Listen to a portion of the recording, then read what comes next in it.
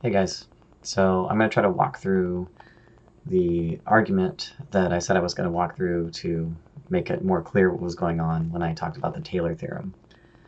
And to do so, I'm going to use this tablet that I have in front of me, and I'm following the notes that I used in the post that I made on Canvas about how this works. So sort of our baseline theorems that we're going to need here are the Cauchy integral formula, the Cauchy integral theorem for derivatives, and then we're also going to want to remember the maximum modulus theorem. So to begin with, we're going to sort of go through how we would discover that Taylor's theorem can be derived from the Cauchy integral theorem. And so first we should recall what those are. So the Cauchy integral theorem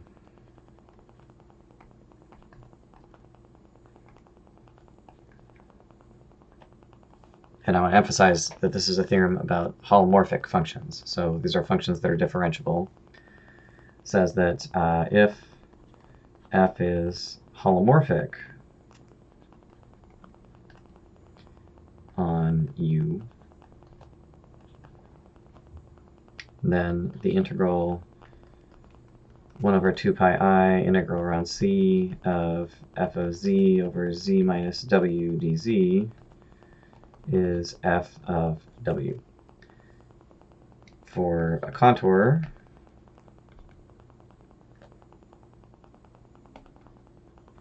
c contained inside of the domain where the function is holomorphic, and for a point w inside of c.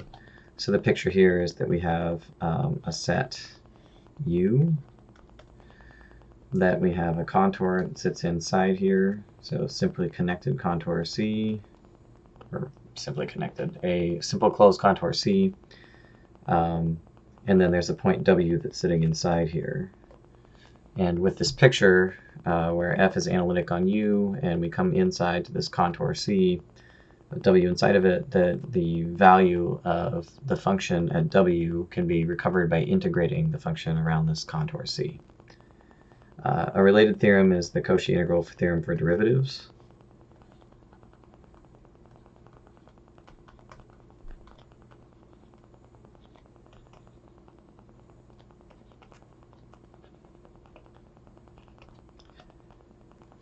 And the Cauchy integral for theorems gives us a way of evaluating integrals with the same thing. So with the same assumptions, f holomorphic on U, then if I have the same structure, but now I'm dividing by powers of z minus w, that corresponds to the derivative. Then 1 over 2 pi I times the integral around c of f of z over z minus w to the n plus 1 dz is the nth derivative of f evaluated at w. So it gives us a way of evaluating derivatives using the same thing. And ultimately, this is related to the fact that once we know that analytic and holomorphic are the same thing, this is essentially a way of choosing terms from the power series by dividing by the appropriate power of the expansion. And then it's just an immediate application of the Cauchy integral theorem. So both the Cauchy integral theorem and the Cauchy integral theorem for derivatives are consequences of Cauchy's theorem, which itself is a consequence of Cauchy-Riemann equations. And though it's not clear in the textbook, the Cauchy-Riemann equations are about complex differentiability. So therefore, the Cauchy-Riemann equations are an if and only if characterization of holomorphic functions. So the Cauchy-Riemann equations hold if and only if a function f is holomorphic. And we use the Cauchy-Riemann equations when we build up the Cauchy's theorem. So recall that Cauchy's theorem was the theorem that said that if you integrate a holomorphic function around a closed loop, f, that the result of that is 0. So this is also dependent on the condition that f is holomorphic. And so I don't think it was clear in the presentation that I gave on these theorems. You can use analyticity to prove the theorems, but the reason that you can use analyticity is that analyticity and holomorphicity are the same idea. There's distinct ways of using each, but since the class of families overlaps each other, of course the theorems are going to be true about both classes. Because we're trying to prove that holomorphic implies analytic, we need the versions of the theorems that only depend on complex differentiability. And this is where we get from an assumption of holomorphicity, which allows the Cauchy-Riemann equations to hold, which allows Cauchy's theorem to hold, which allows the integral theorems to hold. And that's going to be why we can use holomorphic to prove analyticity. So the first thing that we're going to do is we're going to assume that we have a power series. So let's just assume that we have, so this is in my post I called this step 1 of our exploration. Let's assume that we have a power series for f. Assume that f of z is equal to f of 0 plus f prime of 0 over 1 factorial z plus f prime prime of 0, 2 factorial z squared, and the third derivative of f at 0 times z cubed, and so on. So without loss of generality, let's assume that what we're working with here is a Maclaurin series. It's not hard to do this with a translation to any other point. So this is a big assumption. It will be the conclusion if we can reverse this theorem. For step 2, what we're going to do is we're going to say that if we had the right conditions on f and I was moving backwards, then I can replace all these values of f with the other side of the integrals that show up in the Cauchy integral theorems. So every one of these values, f of 0, f prime of 0, f double prime of 0, f triple prime of 0, every one of these values we can replace with the Cauchy integral theorem. We're not going to worry about hypotheses right now. We'll just assume we need to have the hypotheses we need for this to make sense. So that means that we're going to write f of z is equal to, okay, well, what is the replacement that I'm doing? F of 0 by the Cauchy integral theorem is 1 over 2 pi I times the integral around c of f of z over z minus 0. Actually, do I need to switch the order of integration here? I do. I want to integrate with respect to w. F of w over w minus 0 dw. So the 0 here and the 0 here have to match each other for the Cauchy integral theorem to hold. And then I just continue. F prime of 0, well, I know how to do that. That's the first application of the Cauchy integral theorem for derivatives, which says that that should be 1 over 2 pi I integral around c of f of w, not of over w, but over w squared now, dw. And the second derivative should be the integral 1 over 2 pi I. This is 1 factorial. This is 2 factorial f of w over w to the third dw.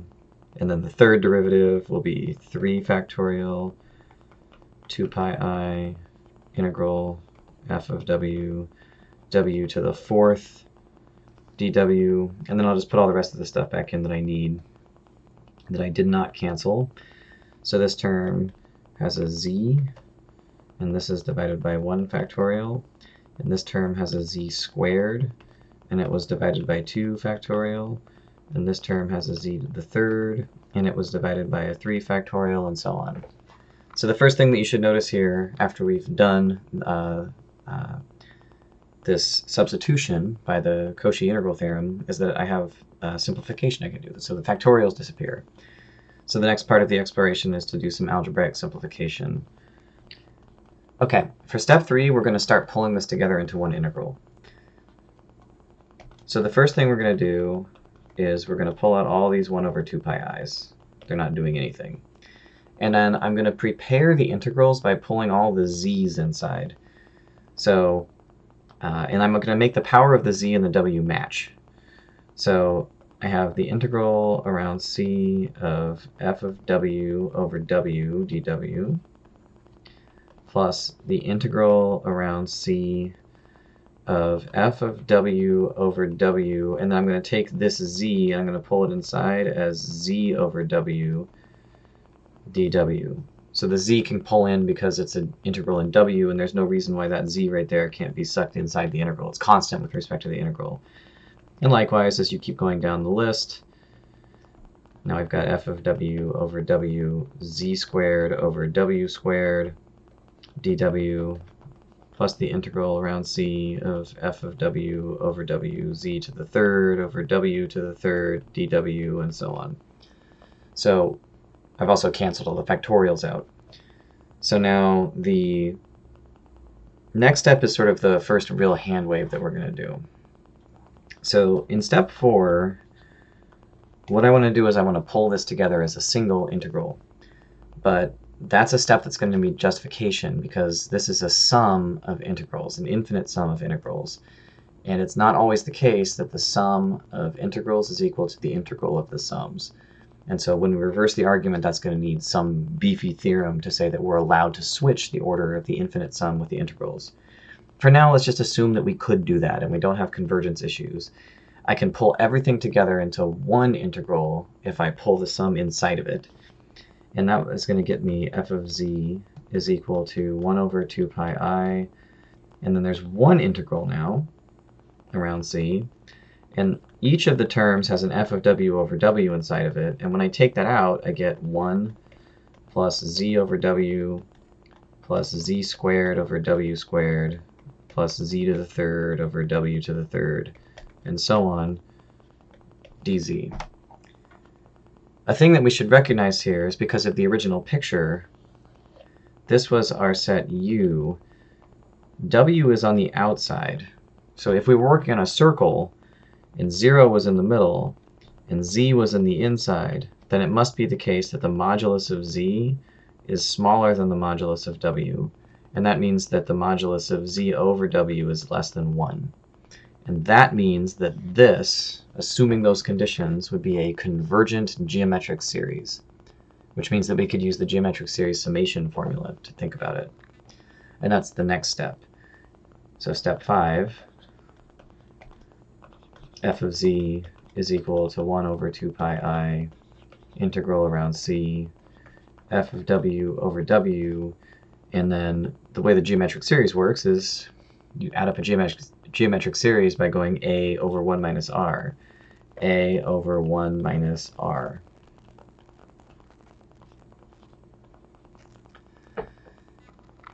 Now I have this extra w inside here. I can multiply it back through, and what we arrive at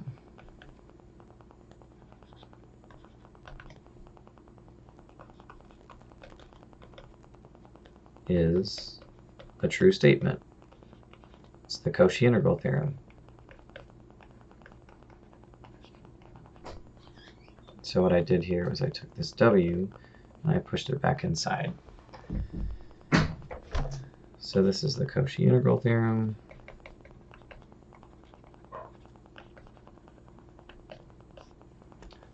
And so we've arrived at a true statement. And that means that we have some hope of reversing this argument, because if we start with a true statement and we can somehow unwind this argument in reverse, justifying every step, then we'll have shown that if we assume that a function is holomorphic, and I run this direction of the argument,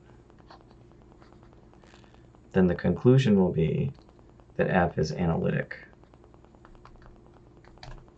And that's the next thing that we're going to try to do. All right, so we're ready to do this proof, which means we're going to reverse the steps that we laid out in our exploration and try to formalize why those steps hold. So we're going to start with the assumption that f is holomorphic.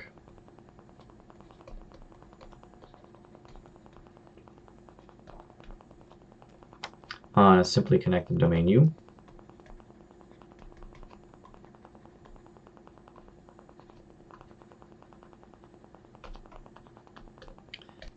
Our goal is going to be to show that f has a power series expansion at some point that's selected inside this domain. Without loss of generality, we're going to let that point be 0 because it makes the algebra easier, but it's actually very easy to do this argument at any other point in the domain as well. So we're going to let z be equal to 0, which corresponds to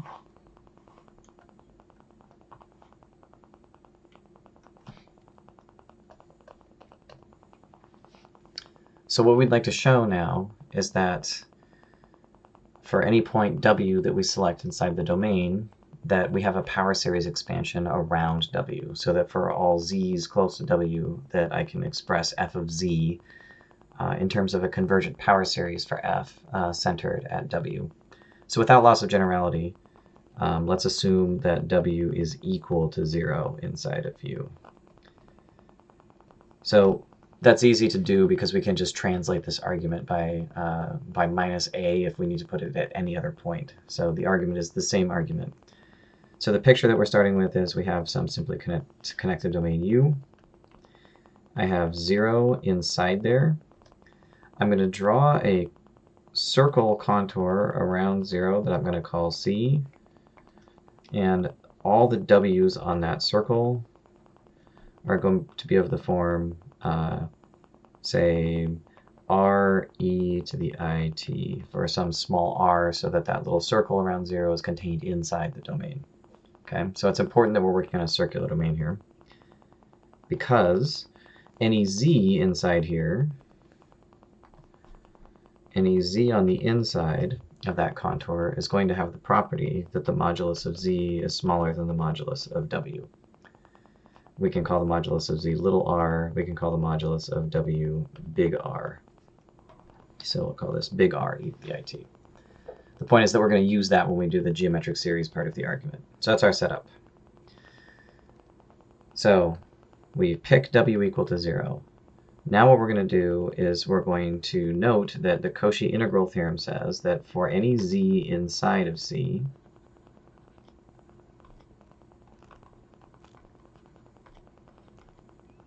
f of z is equal to 1 over 2 pi I integral around C, f of w, w minus z dw.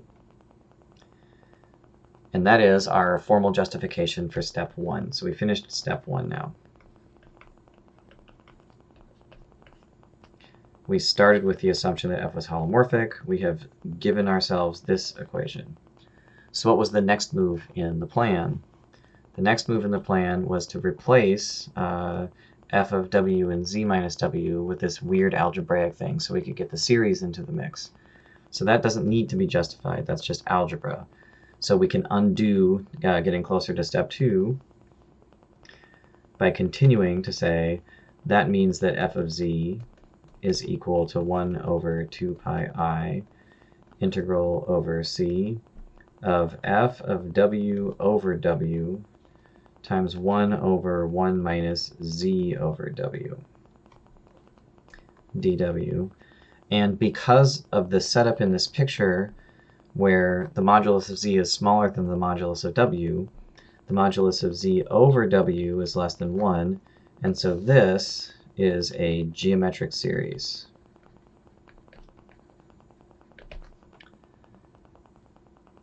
So this step, this algebra step, this is the completion of step 2. So I haven't done anything yet, but what I want to do, if we look at the plan, the next move was to do this step.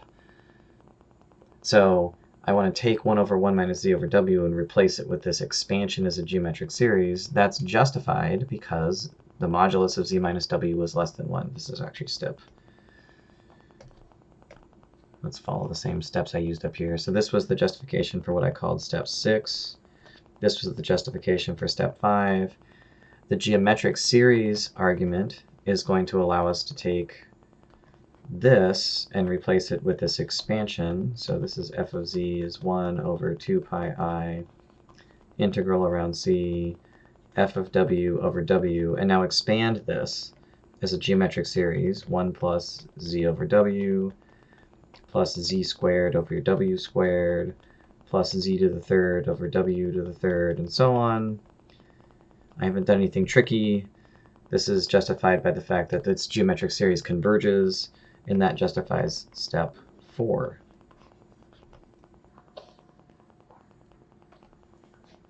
So the next step is actually the hardest step to justify, because what we want to do now is we want to put the integral inside this infinite sum.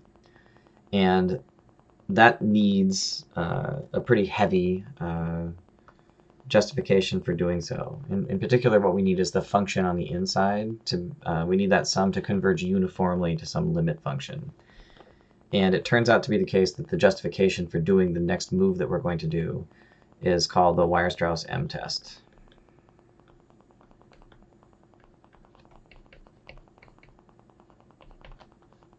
Basically, the Weierstrass M-test is a condition that says that if you have a sum of functions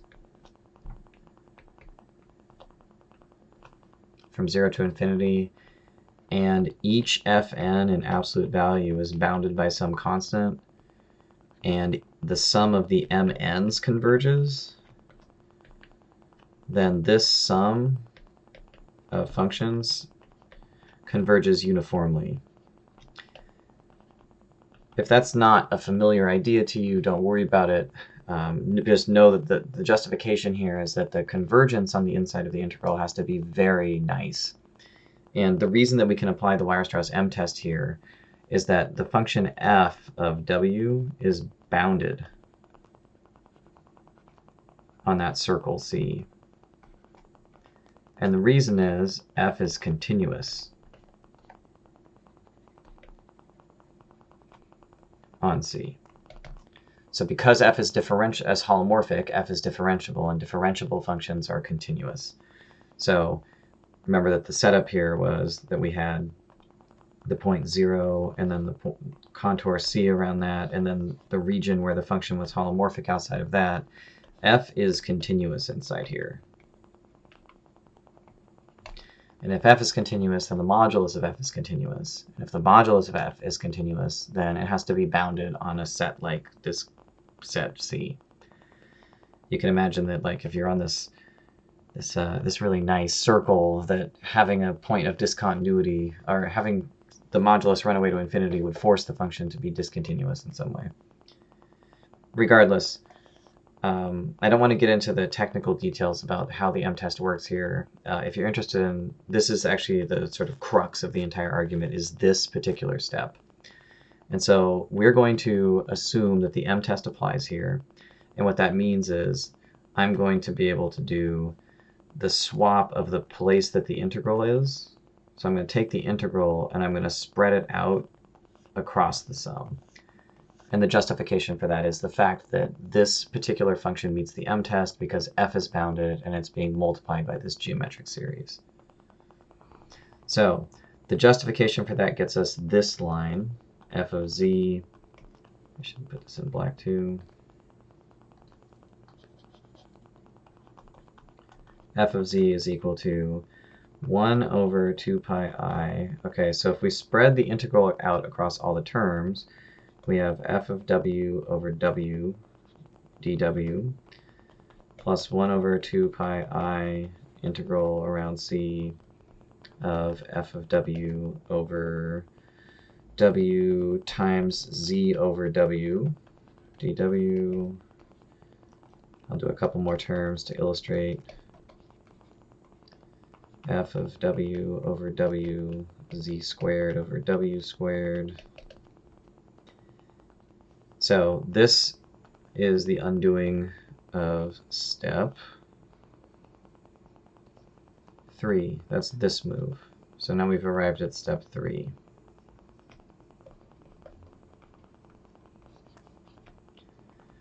So now we can do some algebra to make this thing look more like a power series. So these z's can be taken outside the integral because the integrals are dw, with respect to which z is a constant.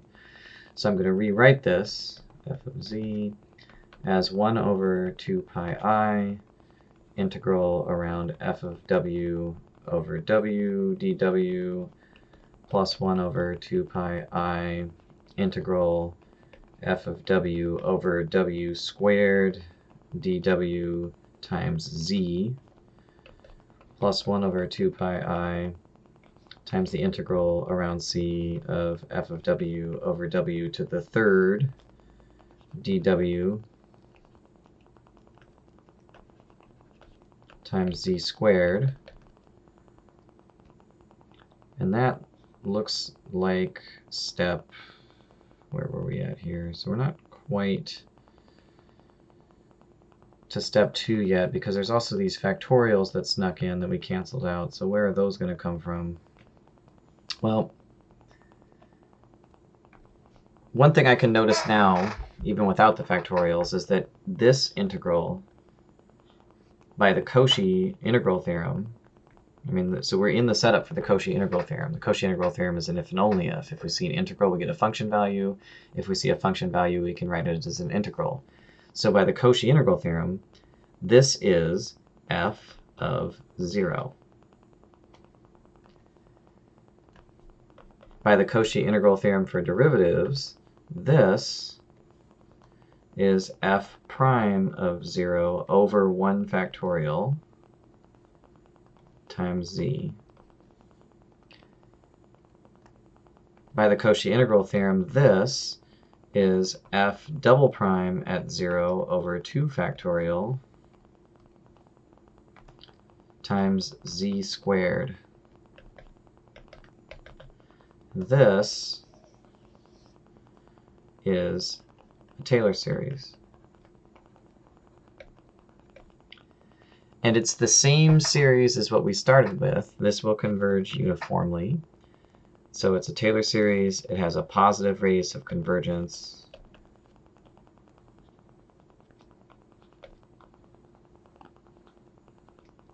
It has a positive radius of convergence because it converges for all z inside the circle. Every z inside the circle, this argument holds for. Z was arbitrary as long as it was selected from inside the circle.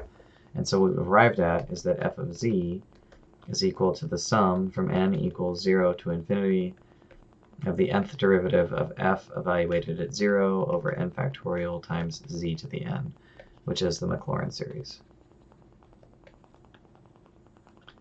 And the conclusion is f is analytic at 0. And so that means f is analytic on U, just by a translation argument.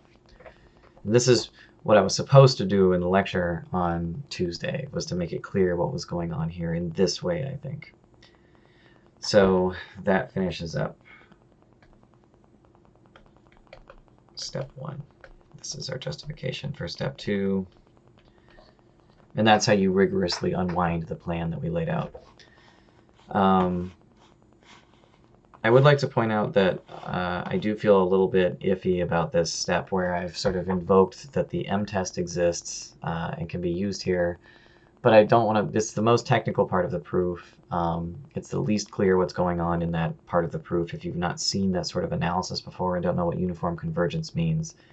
The thing to take away from that step is that the fact that f is bounded because it's continuous on that circle is sort of what lets you do the integral sum swap that we get from this step, from the justification of step 4 to the justification for step 3. And I hope that's not too much of a hand wave there, but I think I've captured the essence of how this argument works. And in the book, one thing to be clear about in the book is that the book is a little bit loose about its use of analytic and holomorphic through this section. And I really want to emphasize that everything that we used here, this entire flow of argumentation of this proof, begins with the assumption of holomorphicity, and the application of the Cauchy integral theorem and the Cauchy integral theorem for derivatives only requires that the function is holomorphic. Even the application of the m-test, which depended on continuity, comes from differentiability, which is part of the assumption of holomorphicity. So this is a proof that if f is holomorphic, then f is analytic. And from this point forward, we should just presume that analytic functions and holomorphic functions are coincident classes of functions. And so to be one is to be the other, and we can use those properties interchangeably. All right, so thanks for bearing with my attempt to patch this up into something more coherent, and I'm sorry I didn't give this lecture in class when I had a chance. I'll see you guys next time.